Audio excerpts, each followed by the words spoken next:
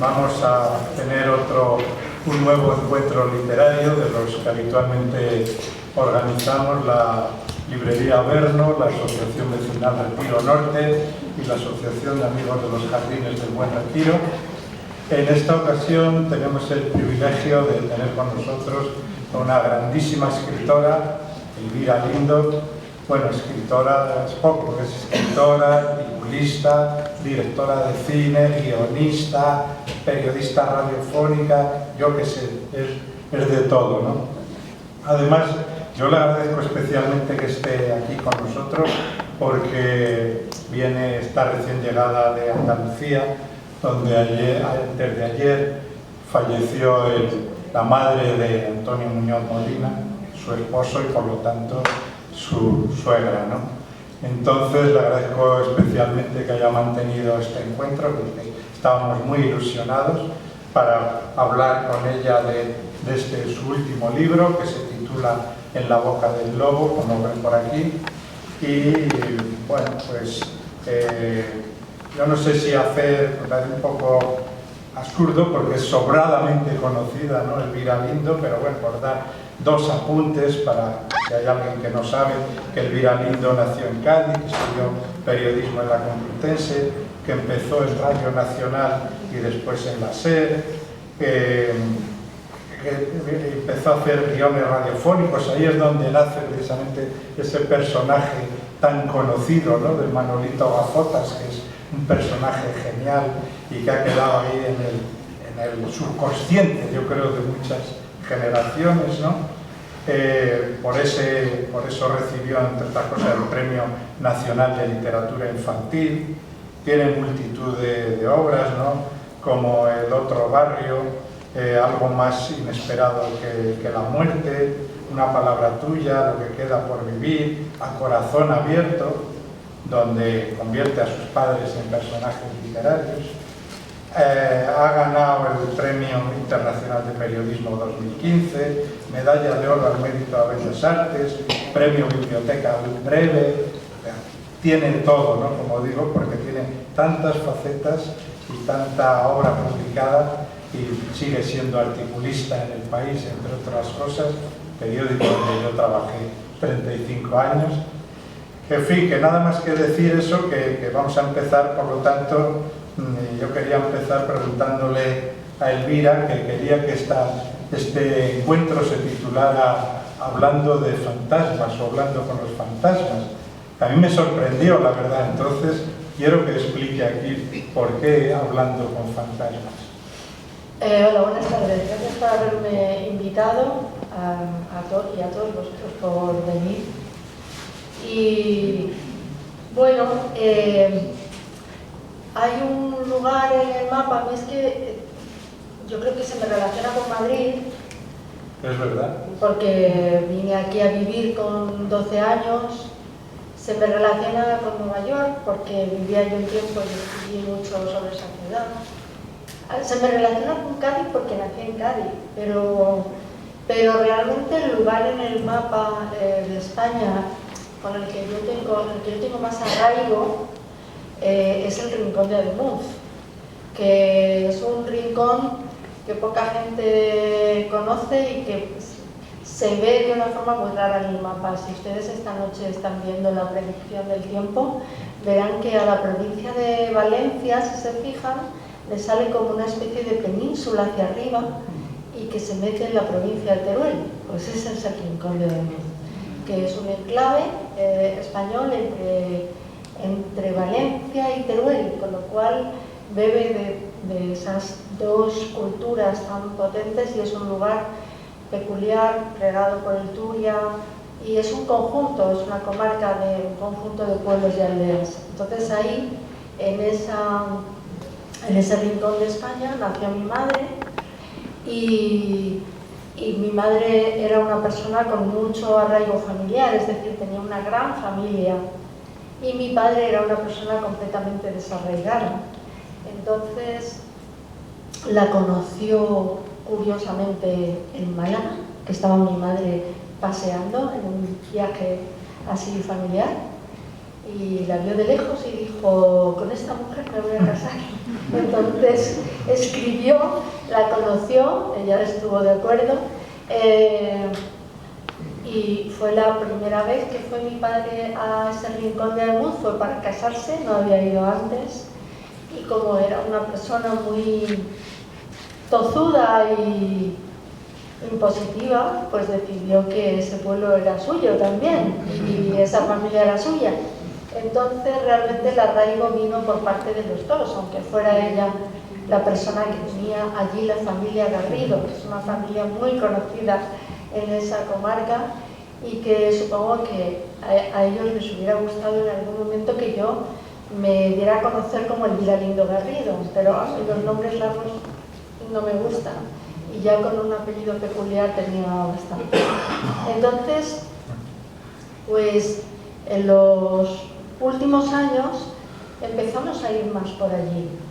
Yo creo que, como supongo les ha pasado a algunos de ustedes, que después de andar mucho por el mundo, pues uno quiere un sitio más tranquilo, quiere volver al pueblo, que es una cosa que para los de Madrid es importantísimo, que yo me acuerdo que cuando iba aquí al instituto, los que no tenían pueblo en Madrid eran unos desgraciados, porque tener un pueblo era ese lazo con la España rural en Madrid se tiene muchísimo y si no se tiene se crea, ¿no?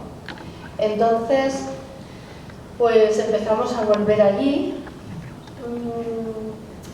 y la historia se repitió un poco porque igual que mi padre decidió ser de aquel rincón, pues también Antonio se enamoró de ese rincón en el mapa y entonces eso hizo que empezáramos a ir más, claro, porque pues yo había dejado de ir de alguna manera durante la primera juventud, porque mi vida era convulsa y no quería dar explicaciones a mi familia que pensaba igual tengo que darles explicaciones, que si me he separado, que si ahora estoy aquí, que si ahora estoy allá.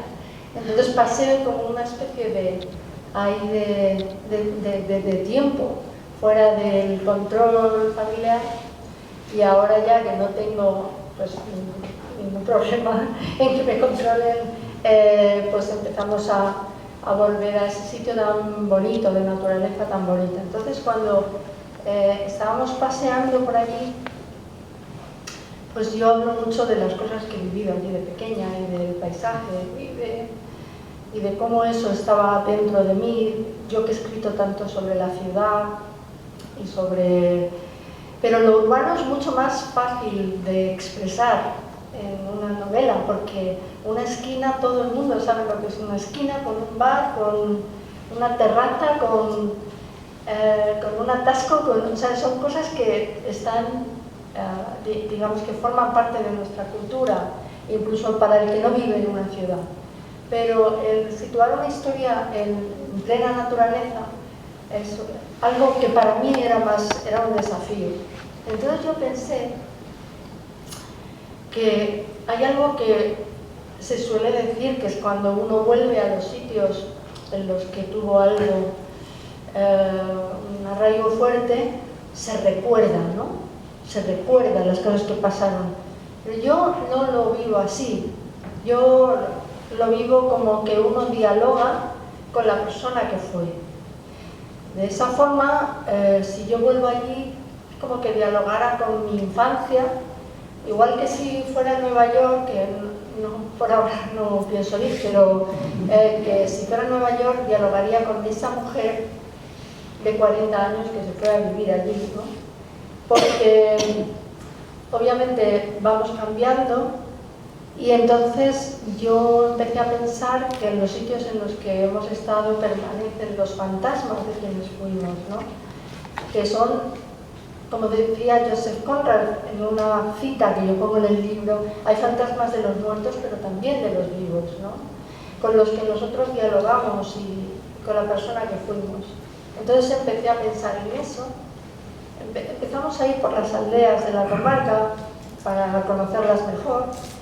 Y entonces había una que a mí que es una belleza, donde viven durante el año como unas 11 personas y en verano pues a lo mejor se duplica la población. Y entonces pues empezamos a ir allí y empecé a imaginar personajes en aquel paisaje. Se llama Sesga, ¿no? La aldea se llama Sesga, pero hay al lado otra que se llama Val de la Sabina. Entonces yo hice una mezcla y llamé la Sabina a la aldea porque además hay al lado, es un paraje con una riqueza bellísima, ¿no?, de naturaleza, y hay un bosque de las Sabinas Blancas muy cerca, al que por cierto le han dado el premio al bosque del año este año, y espero haber contribuido en algo a eso, ¿no? Entonces pues le llamé la Sabina, además también con esa precaución. Cuando escribes de un sitio donde todo el mundo te conoce, yo creo que tienes que ser, por un lado tienes que conocer el sitio, pero por otro lado tiene que ser suficientemente ficción para que no esté todo el mundo pensando si este es este personaje o si... Y aún así, aún siendo absolutamente inventado, no él habla de la gente y tal, pero los personajes, aún así siempre hay una especulación sobre los personajes, quién será, todo eso. Hay muchas cosas que parecen fantasía y nacen de la realidad, porque en la naturaleza pasan cosas que nuestra vista tan, digamos ya tecnologizada, nos parecen fantasía, pero que forman parte de los movimientos de la parte de la naturaleza. Yo, durante un tiempo, el libro no tiene una cronología temporal, o sea, sino que se mueve por las estaciones del año, y el presente y el pasado bailan, porque es un cuento de fantasmas. Y bueno, estuve especialmente interesada en saber cuáles eran los cambios de la naturaleza. Me busqué un profesor de ciencias naturales, que es una cosa muy rara, pero él da clase en un colegio. Yo quería un profesor que estuviera ahora dando clases del colegio, entonces yo lo que veía le escribía y le decía: esto que estoy viendo, ¿esto qué pasa? ¿Qué pasa por debajo del suelo? Cosas así, para que él me fuera explicando, ¿no? Entonces yo quería describir la naturaleza casi como si fueran estampas japonesas, sin que fueran muy prolijos, sino con varios toques, ¿no? Y ese es el mundo de los personajes, ¿no? Y luego ya vienen los personajes. Muy bien. Y bueno, eso era explicando un poco por qué lo de los fantasmas. Y también quería que hiciera referencia al por qué en la boca del lobo. En la boca del lobo es una expresión que inevitablemente nos conduce a un territorio un poco temeroso o misterioso, bueno, o como peligroso de alguna forma, ¿no? Claro, se dice una vez, el título se dice una vez. A mí me gustan los títulos de Genuella, en algún momento del libro, ¿no? Se dice una vez, obviamente, meterse en la boca del lobo es estar en peligro, ¿no? Aunque en italiano significa lo contrario, pero la boca del lobo, a mí me gustan estas expresiones tan misteriosas de la lengua común, ¿no? Entonces, yo sabía, por otra parte, que a mí no me ha gustado. Yo sé que lectores somos conservadores y queremos que una escritora o un escritor nos vuelva a escribir de alguna manera el mismo libro que escribió antes, ¿no? Es como el niño que quiere que le cuenten el mismo cuento, ¿no? Y cuando se lo cambias, pues se queda un poco así como se enfurruña, ¿no? Entonces, yo sabía que este libro era peligroso de alguna manera porque yo estaba haciendo un cuento con un fondo de realidad, pero muy sutil. Entonces hay gente que empieza a leerlo y hay cosas que no entiende. Y yo simplemente decía, léelo otra vez. Si lo lees 2 veces, también es pedirle al lector mucho, porque con el poco tiempo que se tiene, digo, si lo lees 2 veces lo vas a entender. Sí. Porque tal y como ocurre en las novelas o incluso en las películas de fantasmas, cuando el final es tan definitivo, quieres volver a verlo para todo aquello que te has perdido antes, ¿no? Y yo sabía que el lector tenía que volver a leer cosas que quedan simplemente, que le hacen pensar al lector, esto que está hablando, ¿quién está hablando? ¿Y en qué tiempo está hablando? ¿Y este personaje es real?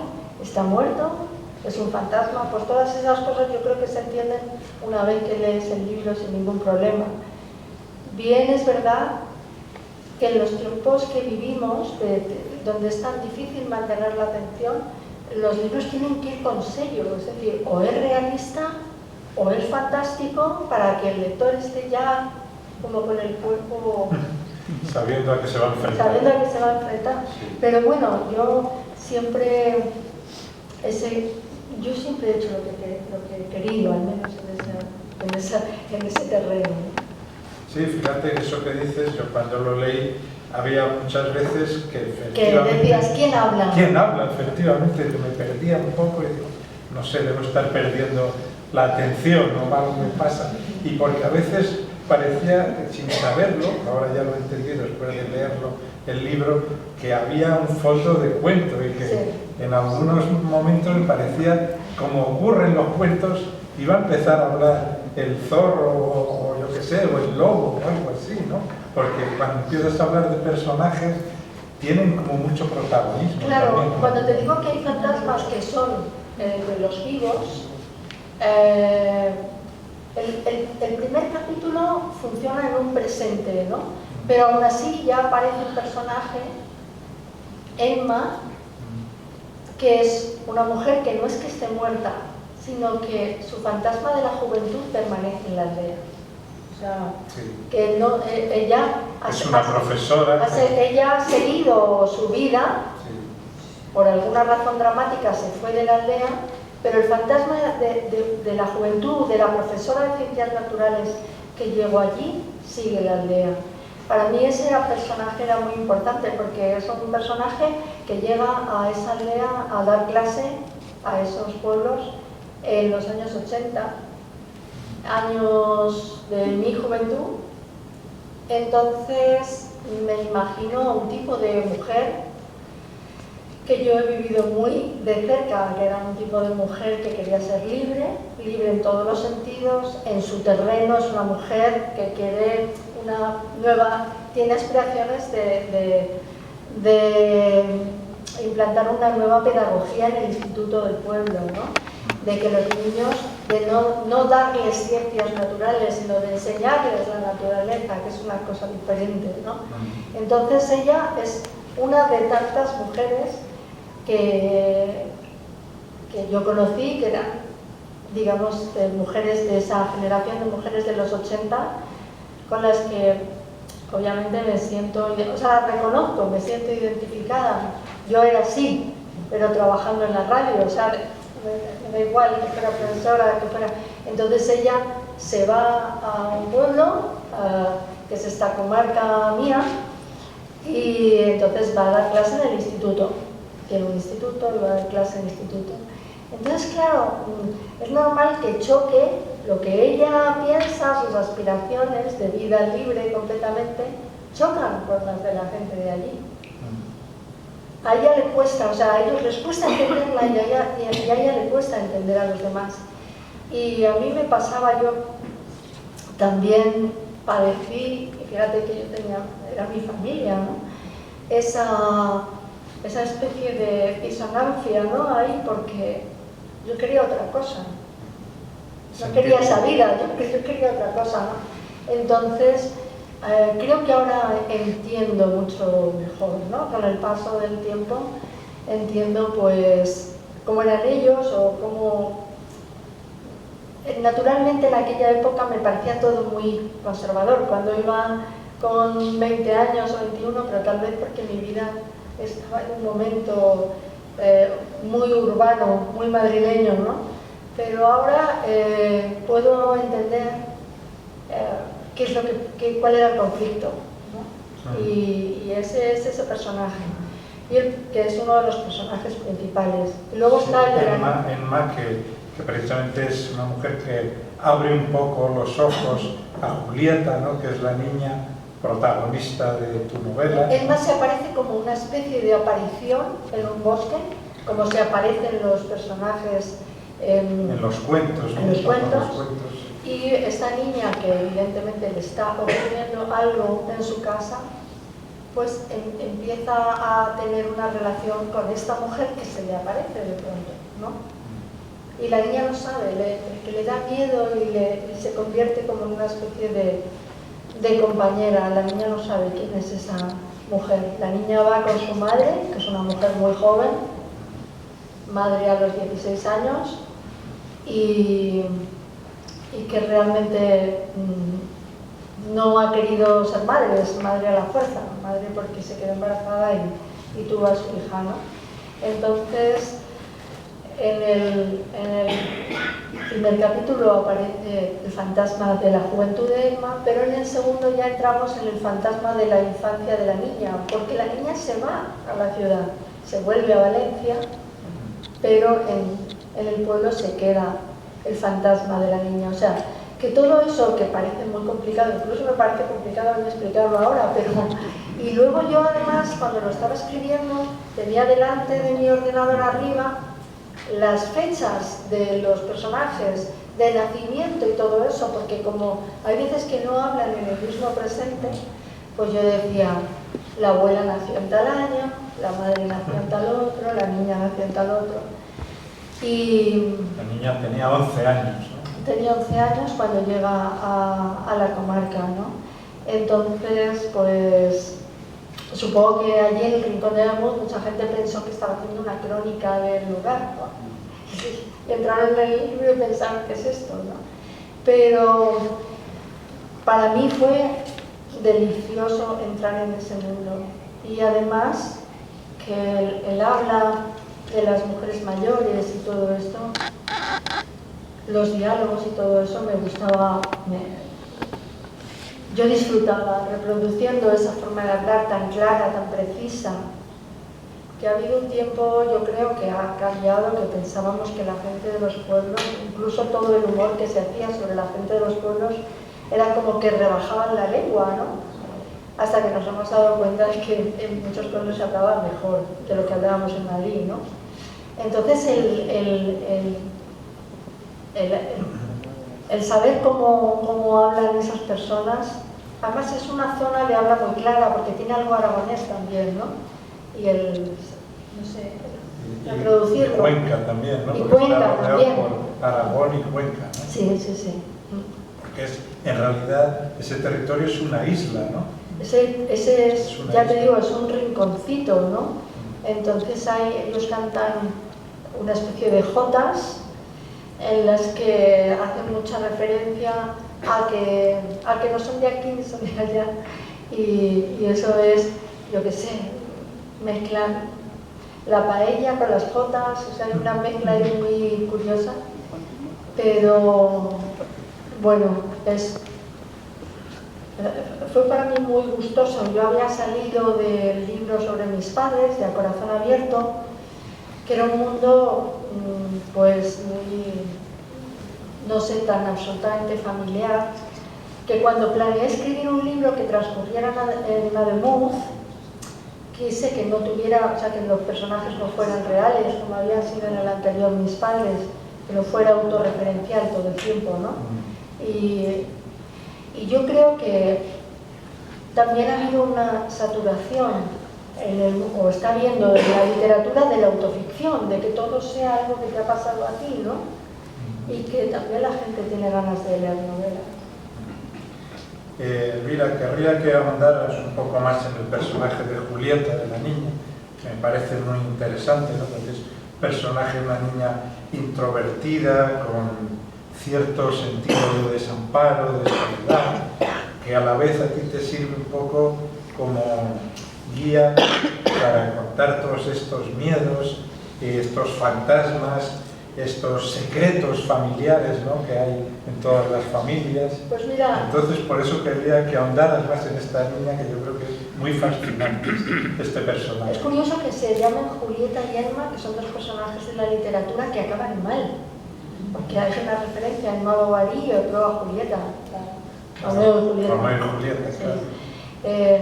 A mí yo durante ¿Y escogiste los nombres pensando? Sí, siempre los escojo pensando en algo. No son...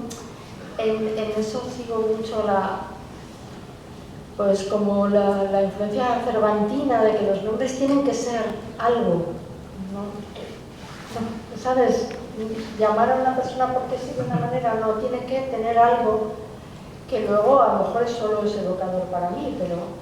Entonces, yo durante mucho tiempo, a mí siempre me ha interesado la psicología, la psiquiatría, y estuve estudiando sobre el abuso, y leyendo, estudiando y hablando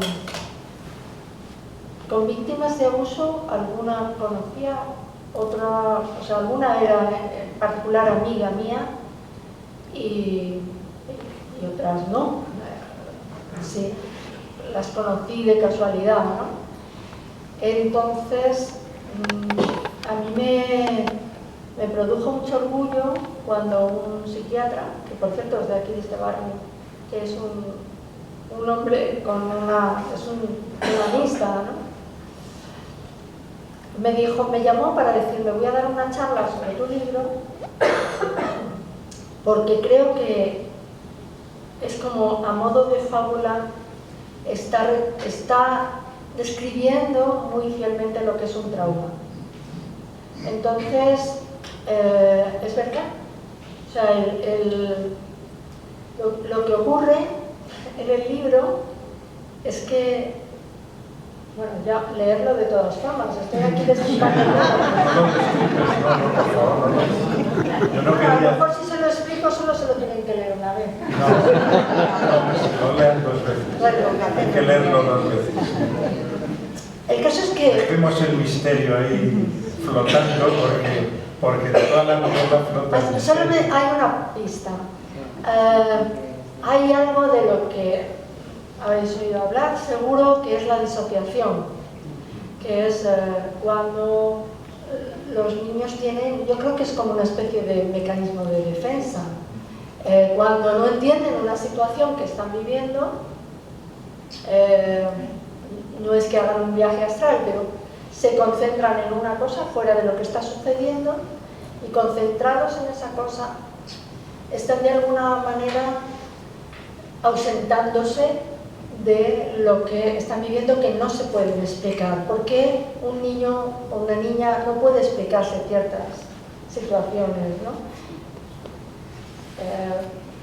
Fíjate, yo ahora que voy tanto al pueblo, pues siempre se oían rumores de cosas de las autoridades locales y todo eso, ¿no? Y hay veces que hablando con amigas así, que eran más o menos de mi edad, la misma infancia, todo eso, ¿no?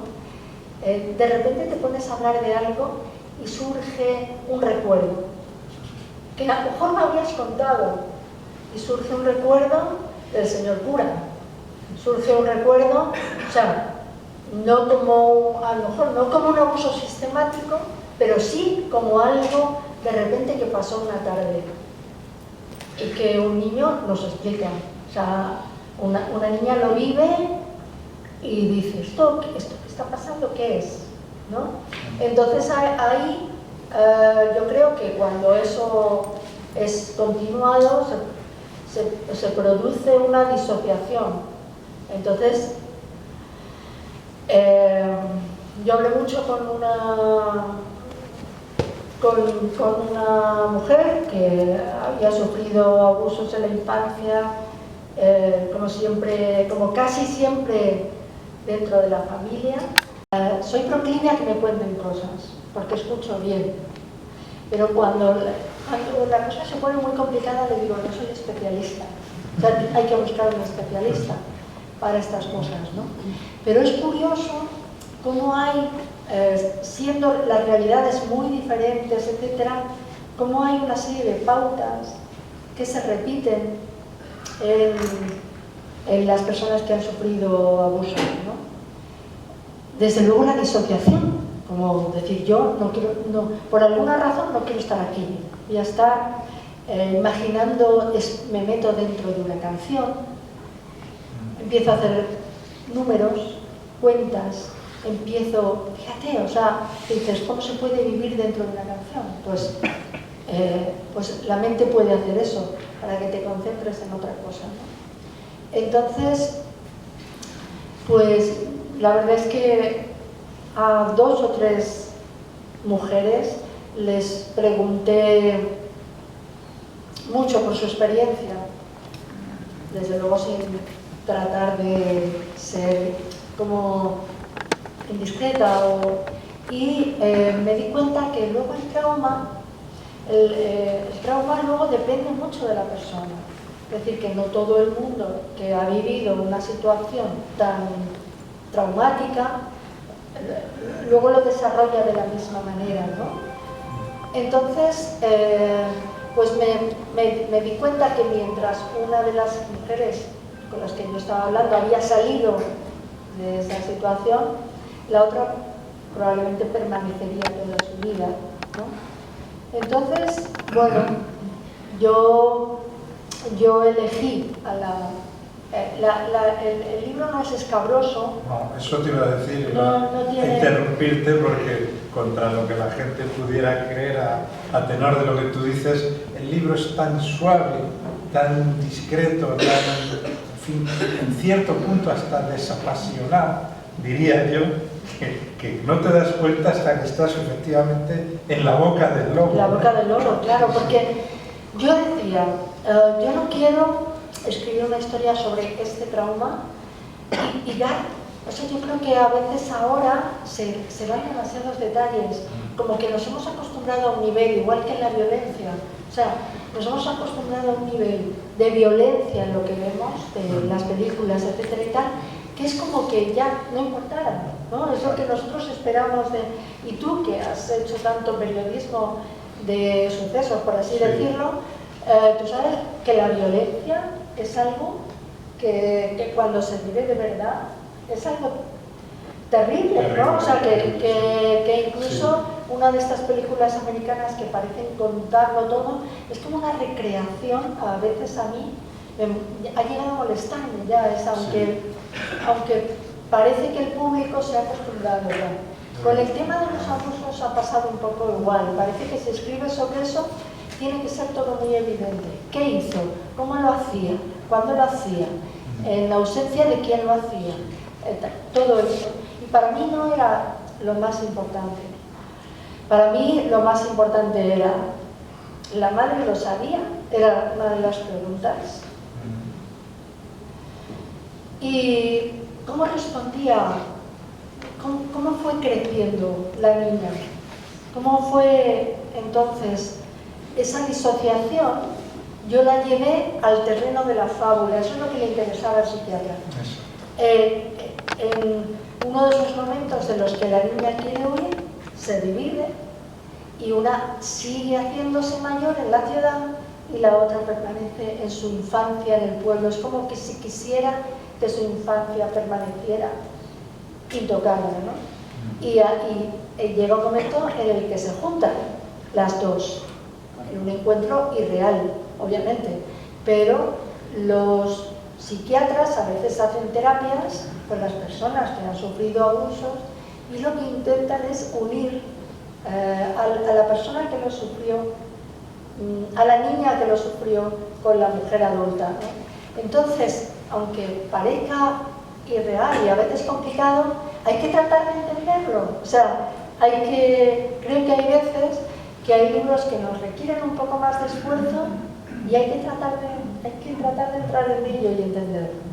Sí, porque fíjate, del malo, digamos, de la película, tú das pocos detalles, no nos cuentas mucho de cómo, ni dónde, ni nada, ni quién es casi. Bueno, porque yo creo que de lo que más hemos sabido de esta historia es del malo. Por eso, sí. ¿No? Es verdad.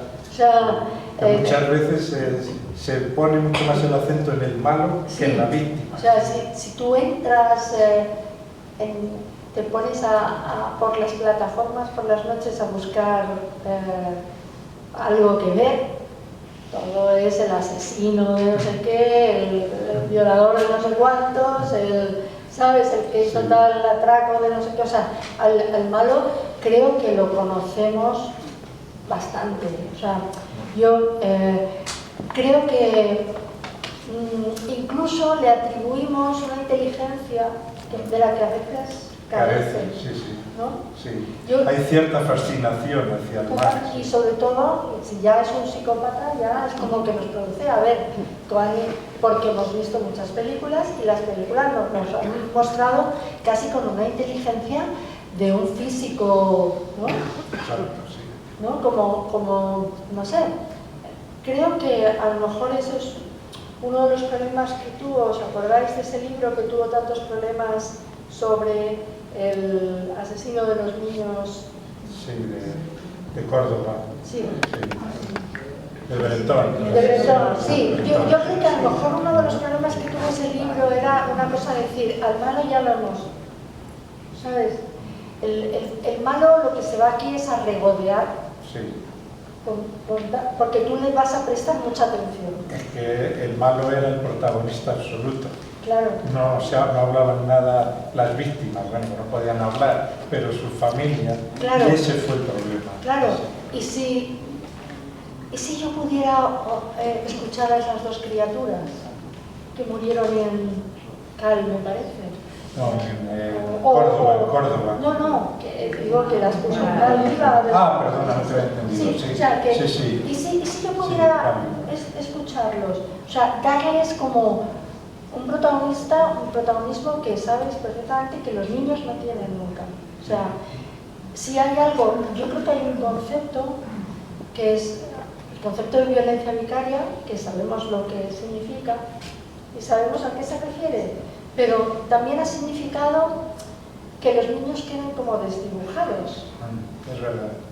Entonces yo ese término no lo acabo de encajar, porque al final parece que no eran nada, o sea, que son víctimas infantiles, vale, a veces por venganza, otras veces como sea, ¿no?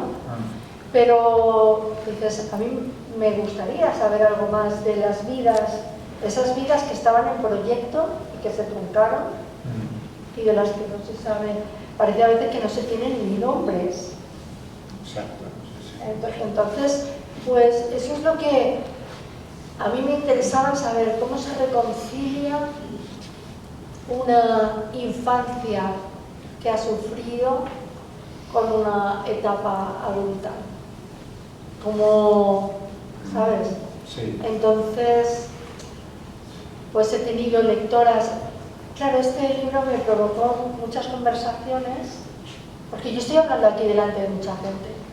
Yo no sé la vida de ninguno de vosotras, vosotros tampoco sabéis mucho sobre ciertas etapas de mi vida. Entonces, lo que ocurría es que muchas veces cuando se hacía una parte o mucha gente aprovechaba para contar algo. Hay gente que aprovecha un momento de soledad, que te lleva a casa, es la persona que te lleva a casa después de una charla en una biblioteca, o estuve haciendo promoción en México de este libro. México, imagínate las cifras que hay de todo esto. De delincuencia, sí. ¿Sabes? De criminalidad, sí. Que imagínate, porque siempre pensamos en mujeres, ¿no? Imagínate un hombre que le estaba haciendo una entrevista para un diario importante en México.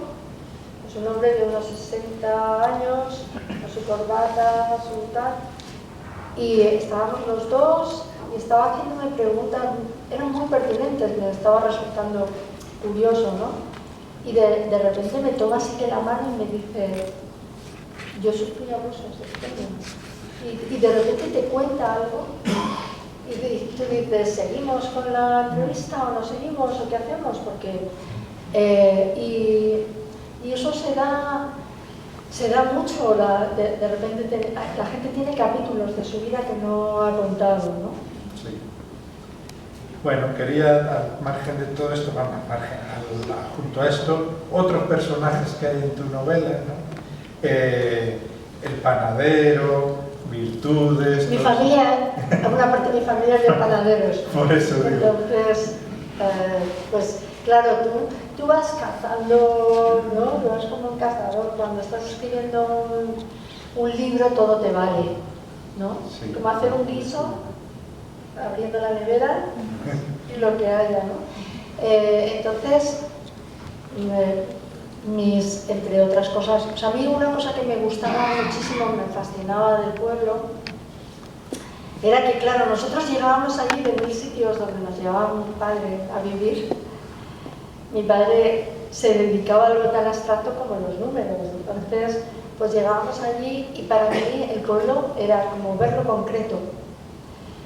Mis tíos, cada uno tenía, mis tías tenían un oficio y del oficio salían cosas, ¿no? O salían un traje o un pan y volvía al año siguiente y seguía igual. Era como, digamos que el ideal de una niña era eso, que el mundo siguiera igual y que todos siguieran produciendo lo mismo. O sea, como es lo mejor para crearte una seguridad. Y mis tíos siguen teniendo, ahora mis primos, la panadería y ellos llevan el pan por todas las aldeas.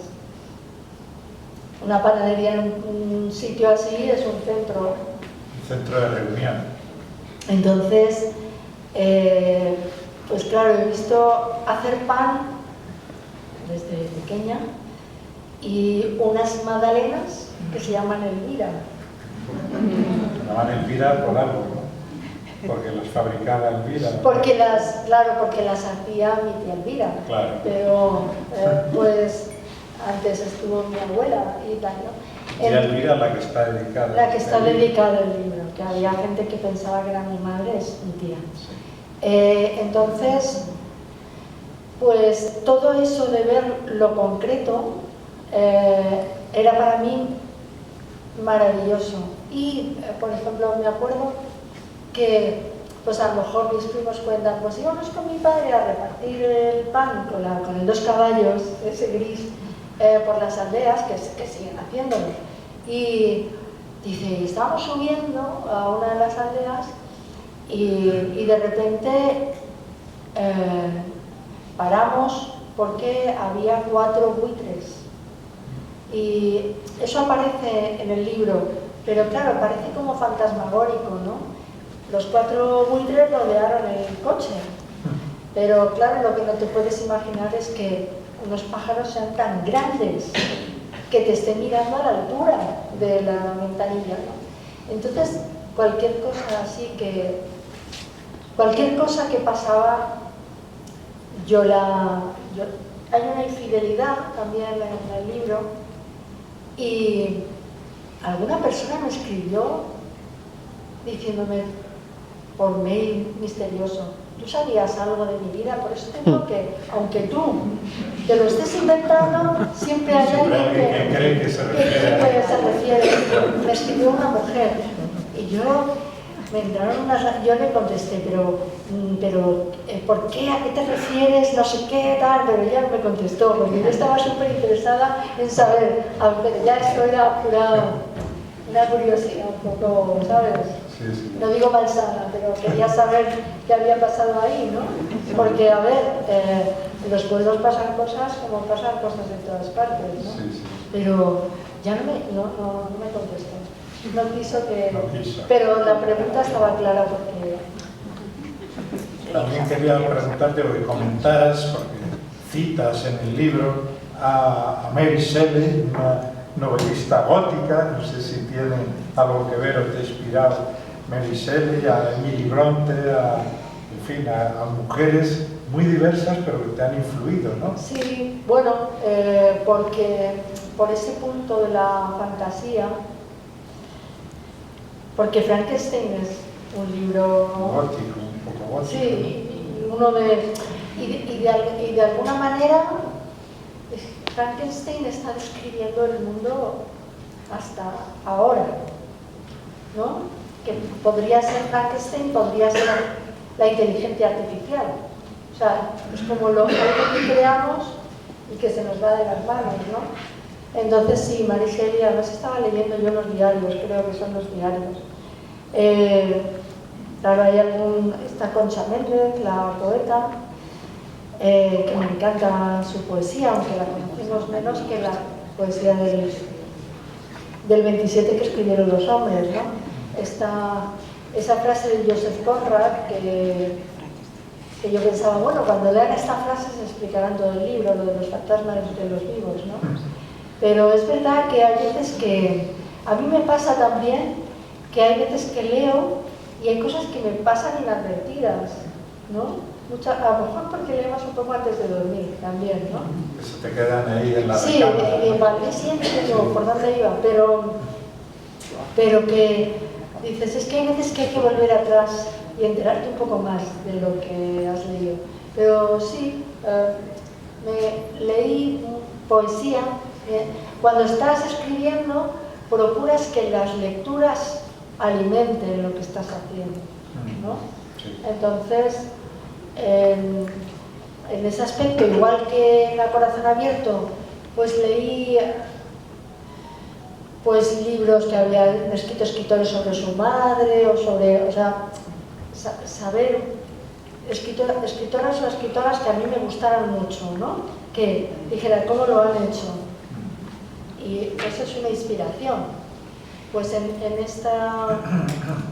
este libro pues era también un poco la poesía, porque el lenguaje tenía que ser puro, ¿no? Nada retórico, tenía que ser como, no sé, creo que el lenguaje estaba cuidado mucho, mucho, para que todo significara algo. Los niños están cantando, hay una secuencia cuando yo subí a Sesga, es increíble porque es verdad, tal y como aparece en el libro, que hay unos arquitectos valencianos que se interesaron mucho por el pueblo. Hay un tipo de construcción muy propio de la zona, que hacían con paja y barro y todo eso las casas, ¿no? Entonces, claro, se encontraron allí con un mundo detenido y entonces había un aula de esas donde estudiaban todos los niños. Sí, una unitaria.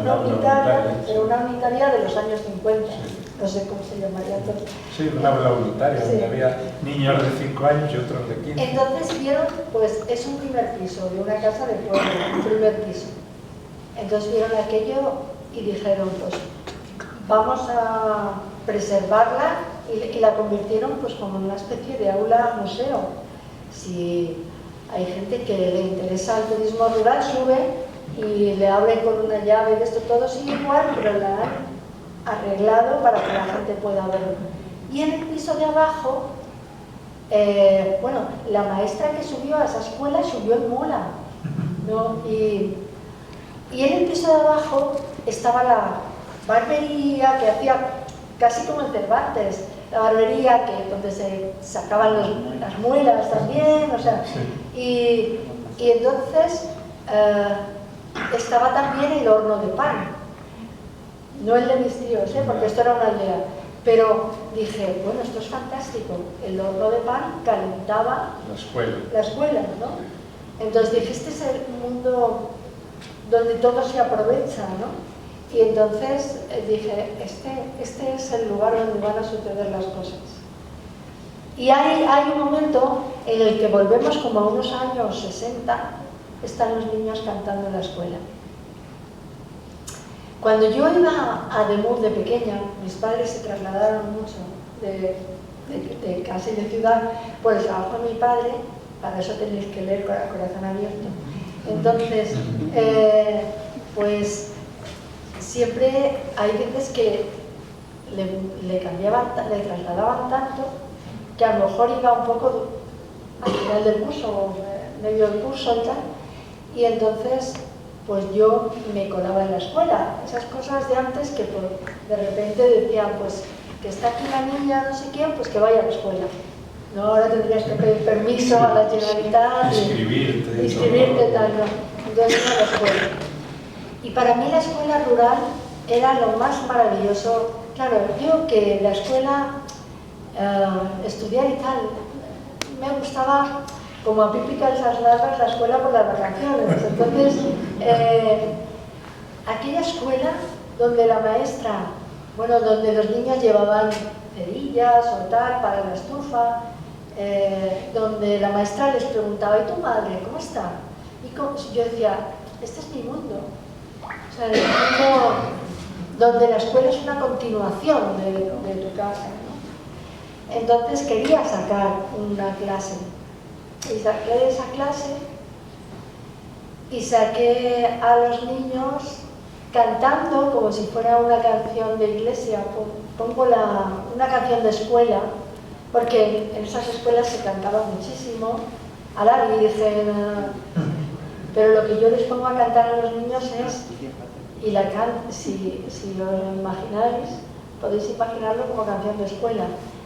1000 campanas suenan en mi corazón.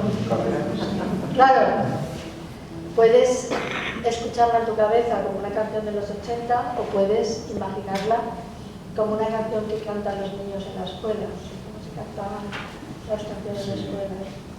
Y entonces todo ese mundo me hizo estar con los fantasmas de mi También niñez. hablando de canciones y de música y de eso, metes mucho también o hablas de la música de los cantantes italianos, ¿no? De los años 80 o 90, por ahí, ¿no? Bueno, porque Claudio Baglioni y gente así. hubo un momento que los cantantes Hablamos de italianos, todos esos de nuestra época o de la mía, por lo menos. yo creo que ahora esto que llaman los boomers, que detesto esto de los boomers, pero por ponernos en esa generación, nacieron a veces un poco provocados por las canciones románticas italianas, ¿no? que se hicieron. Adamo, mis manos en tu cintura. Pero eso era francés. No, Adamo. Sí, sí. No sé, pero vamos, que era otro clásico. Era otro clásico, pero yo me refiero un poco después de Adamo. Sí. Cuando ya Claudio Baglioni, sí, estos, todos estos cantantes románticos italianos que claro, antes iban a esta zona, han dejado en gran parte de las orquestas, pero iban orquestas y cantaban y tocaban en las fiestas las canciones que se habían llevado durante el año. Y las canciones lentas eran tocaban mucha canción italiana, ¿no? Y para la agarrado, se llamaba. Entonces, para bailar agarrados. Sí, el matrimonio que aparece, el panadero y su mujer, se conocen con esa canción italiana. Y alguien me preguntó, ¿y por qué has elegido esta canción? O sea, se me hacían preguntas que yo sospechaba que tenían algo que ver con la vida de la gente, ¿no? Y es que también había otra cosa. En el horno del pan sonaba música, muchas veces sonaba la radio, pero sonaba música, pero claro, no era música como se puede imaginar la gente, música del pueblo, ¿qué es eso? Pues eran mis primos que tenían mi misma edad, entonces con la paciencia de mi tío sonaba rock and roll, sonaban canciones italianas, sonaba la misma música que estamos escuchando aquí en la ciudad. Entonces, bueno, eran los 80 y suena música del momento. Bueno, llevamos una hora, yo creo que, si le parece a Elvira, es el momento de dar paso a que si hay alguien que quiera hacer una pregunta, pues que este es el momento. Sé por una amiga que presentaste el libro en el pueblo. ¿Y cómo fue, cómo viste que lo acogían? ¿Se sintieron identificados?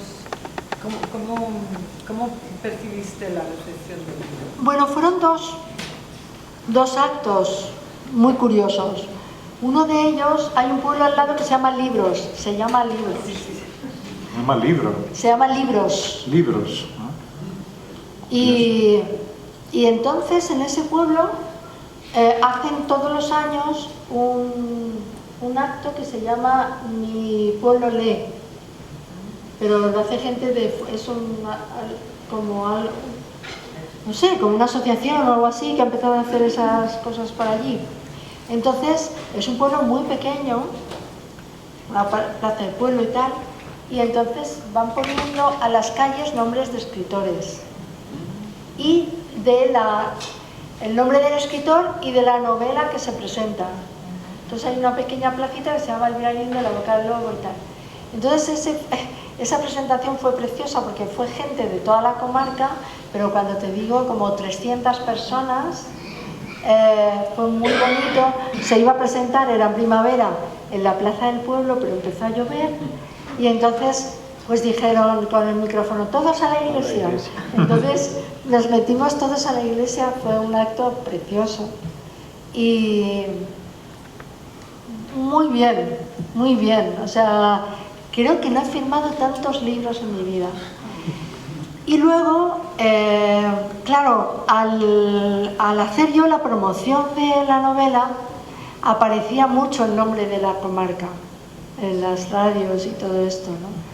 Entonces, el alcalde de la corporación decidió ponerle a la plaza donde yo jugaba, pero no porque fuera donde yo jugaba, sino a una plaza del pueblo, mi nombre. Entonces, pues mis primos pensaban que tendría que haber sido mucho antes, pero está bien así. Entonces hicieron una cosa muy bonita. Allí tienen unos cantos muy especiales, solo con cuerda, se llaman albadas, que son como cantos de agradecimiento en las Navidades, Nochebuena. Entonces se canta la primera al Niño Jesús, luego se van a la residencia de ancianos. Esto en la Boca del Lobo está, ese momento.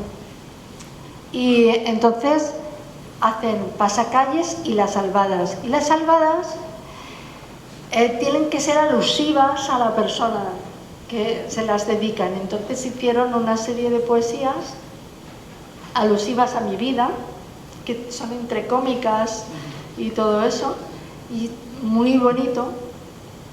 Entonces se ponen, antes eran los mozos, pero ahora ya es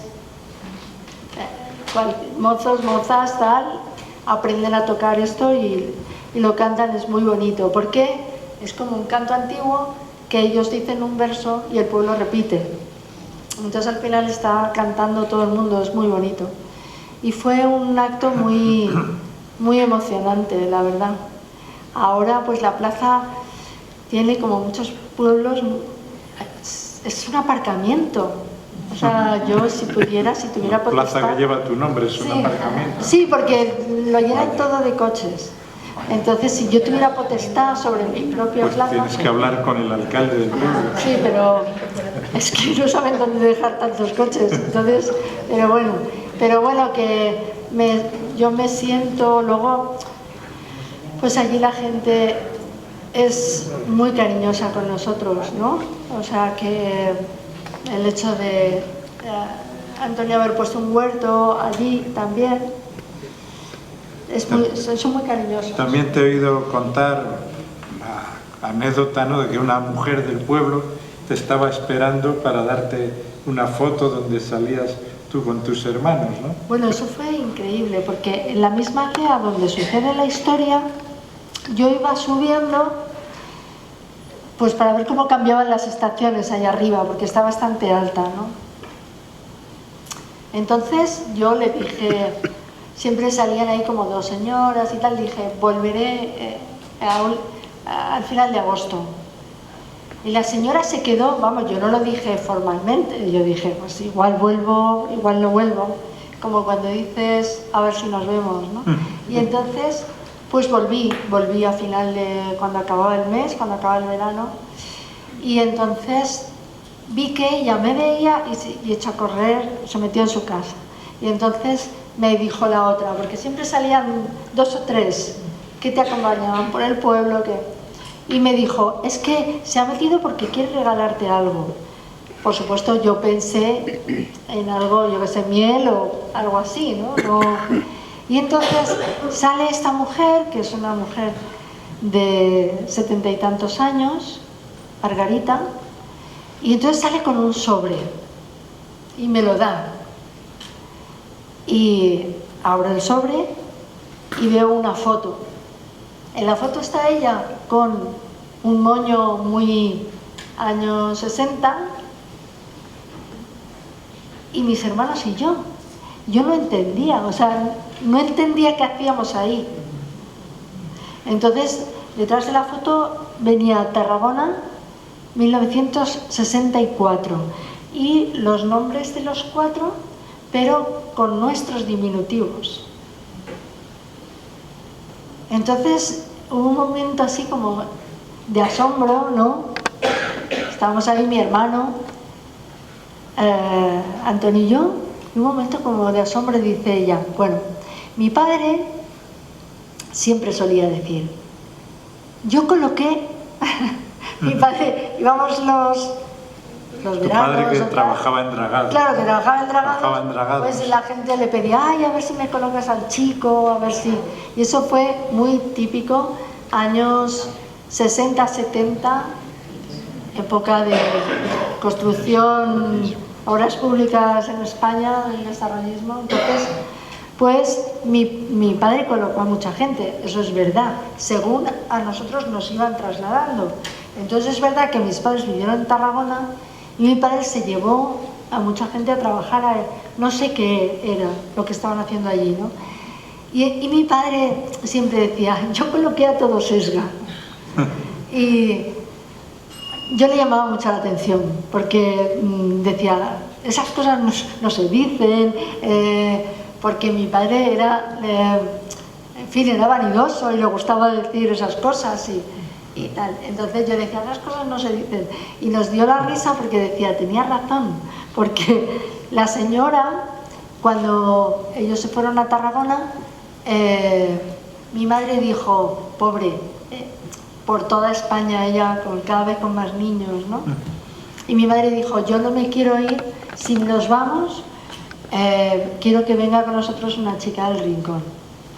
Y entonces era esta, Margarita. Entonces esta mujer vivió, o sea, nos cuidó, vivió con nosotros durante 2 años. Pero yo no tenía recuerdos de eso. Era como una niñera vuestra, ¿no? Era, sí, pues... La que se ocupaba de vosotros. Claro, sí, sí. Era pues la chica, se llamaría. Sí, la que os sacaba de paseo. Sí. Bueno, la que limpiaba todo, claro, ¿no? O sea, y entonces ella me empezó a contar cosas de mis padres, de nosotros. Nos hizo una descripción de nosotros como somos ahora. No te creas que nos diferenciábamos mucho, ¿no? Y fue un momento tan emocionante, ¿no? Que yo no sabía ni que había estado esta chica de Sesga con nosotros. Pero el caso es que ella se quedó allí y se casó allí. Y entonces cuando yo publiqué el libro y fui a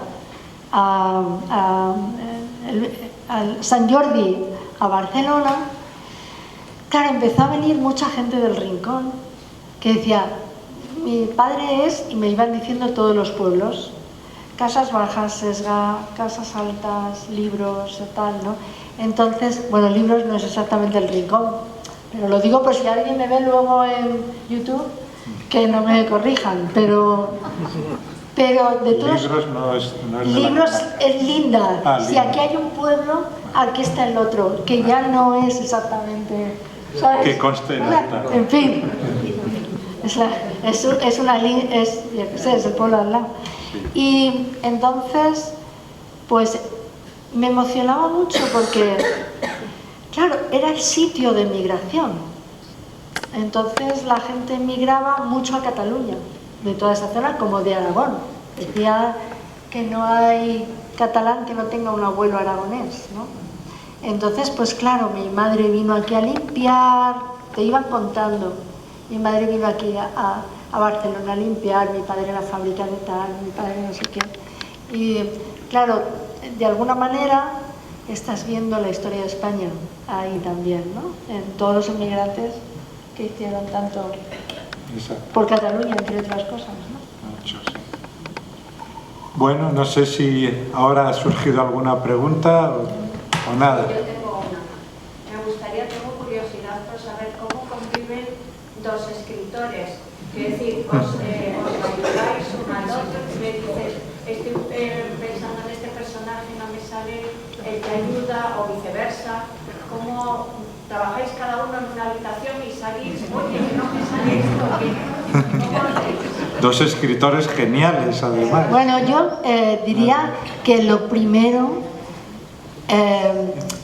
es que los escritores se quieran, porque quiero decir, pero es que quiero decir que es la primera regla de convivencia, siendo escritores, médicos, maestros o lo que sea, ¿no? O sea que la primera regla es que haya una razón más allá de la puramente del oficio, ¿no?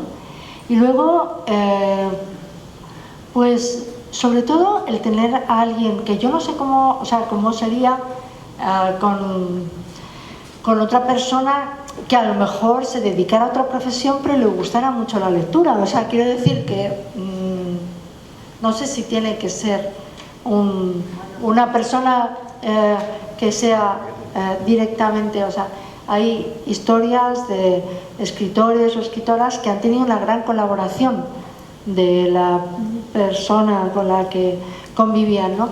En este caso, yo creo que tenemos esa especie de... no es pacto, no, ni tan siquiera. Es como esa especie de generosidad de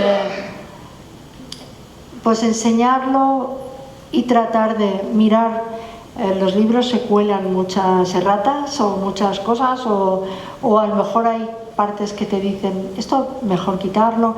Eso, todas esas cosas, la primera persona que te lo dice, está bien que sea una persona que tengas cerca, que lo haga por tu bien, que lo haga por el bien del libro, que te aconseje, y eso es una suerte, ¿no? Nosotros escribimos todas las semanas en el periódico y yo creo que no mandamos nunca el artículo sin que el otro, y a lo mejor el otro está fuera de Madrid o está sin que el otro lo haya leído, y nos lo mandamos por el teléfono, por tal, pero ya lo has leído, pero tal, que lo tengo que mandar, que no sé qué, ¿sabes? Entonces en eso pues mucha colaboración, mucha confianza, mucha generosidad. Entonces, sí, una gran colaboración, ¿no? A mí me ayuda mucho y yo, el que él esté ahí, y yo creo que le ayuda mucho que yo esté y le digo con total naturalidad. Yo creo, ¿por qué? Porque quieres que lo que está haciendo quede lo mejor posible. Entonces luego está tu editora, que es luego hay correctores y tal, ¿no? Yo creo que los libros de la autoedición puede ser una manera para la gente que no puede publicar de ninguna manera, pero es verdad que los correctores están para algo, o sea, que un libro tiene que pasar una serie de filtros. De filtros. Es más, muchas veces los lectores del periódico se quejan de dónde están los correctores. Sí. ¿Por qué? Porque... Y los editores. Que la edición es un trabajo más complejo que quitar erratas. Exacto, o sea, sí. Mucho más complejo. La rata es como un ratoncillo, que hay veces que en 4 ojos la ven, ¿no? Y que hay veces que se cuela hasta en los titulares. Sí. Pero ahora lo bueno es que en un mundo digital se corrige como al momento, ¿no? Pero a lo que íbamos, que yo creo que tal vez sea el mundo más... forme parte de nuestro universo íntimo, ¿no? El compartir ese tipo de cosas, ¿no? está fundamentado en el cariño y no con ese tipo de relación que había antes. Claro, ¿cómo no preguntan porque lo cuento todo? Claro, pues muy bien. Para eso estamos aquí, para que nos cuentes todo.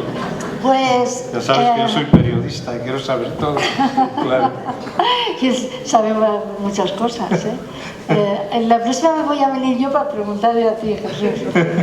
Entonces, bueno, ese tipo de relación del que yo he hablado en algún momento y que yo he conocido cuando empecé a estar en este mundo, ese tipo de relación de la mujer que siempre estaba al lado de un hombre como mujer, amante, secretaria, administradora, agente, todo. Ama de casa, madre, tal, ¿no?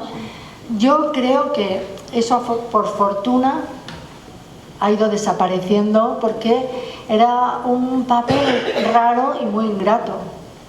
O sea, porque era como asumir que el escritor solía ser varones, eran genios a los que había que sobreproteger, y la mujer era la que hablaba de temas desagradables como el dinero y todo esto, ¿no? Es que era así, ¿no? Sí. Yo he conocido a ese tipo de escritores con ese tipo de mujeres, ¿no?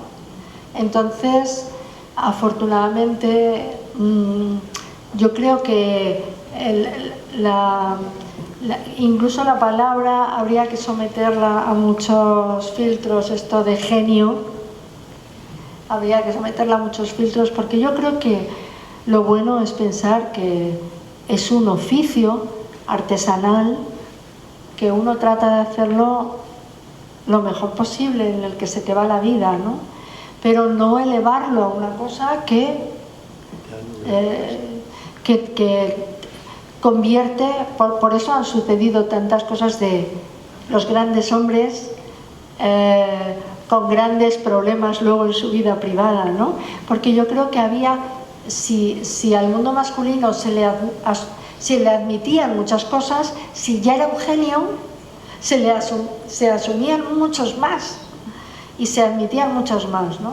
Entonces creo que ha sido precisamente por esa consideración. Si tú eres un hombre mimado, que puedes hacer lo que quieras, no ya vamos a hablar de abusos, etcétera, sino de incluso de no tratar bien a tus hijos. O sea, que yo he conocido a familias muy desestructuradas en ese aspecto, precisamente porque el cabeza de familia era un padre que, pues, en fin, o estaba ausente, o era un déspota, o era un caprichoso, o sea, que podía hacer lo que quisiera, ¿no? No tenía ninguna regla, ¿no? Y como estaba creando grandes obras, pues eso se pasaba. Creo que ha sido ese uno de los problemas, aunque nos dio la sorpresa Alice Munro hace 2 veranos. Bueno, todos leeríais lo que pasó, ¿no? Con su hija y todo eso, ¿no? Entonces yo creo que ninguna persona, que es bueno que estemos integrados en la vida común, ¿no? Que no se nos juzgue peor ni mejor que a los demás por el oficio que tenemos, ¿no? Bueno, creo que Antonio Muñoz Molina, creo que no me lo invento, ha dicho que este era tu mejor libro. Sí, creo que no me lo invento. No, lo digo para que ustedes, los que nos están oyendo, sí, sepan una opinión tan autorizada para mí como la de Antonio Muñoz Molina. Quiero decir que es un libro estupendo. Bueno, yo creo que es el mejor, es distinto, es diferente, es un poco más difícil. Es más difícil de leer. Y bueno, pero estamos ante lectores inteligentes. Claro que sí. Bueno, pues si no hay ninguna pregunta más, pues muchas gracias, Elvira, de verdad. Es el momento de la firma de libros. Para el que quiera comprar libros, ya saben que ahí atrás hay libros y que Elvira los firmará. Muchas gracias. Estupendo, muchas gracias por venir.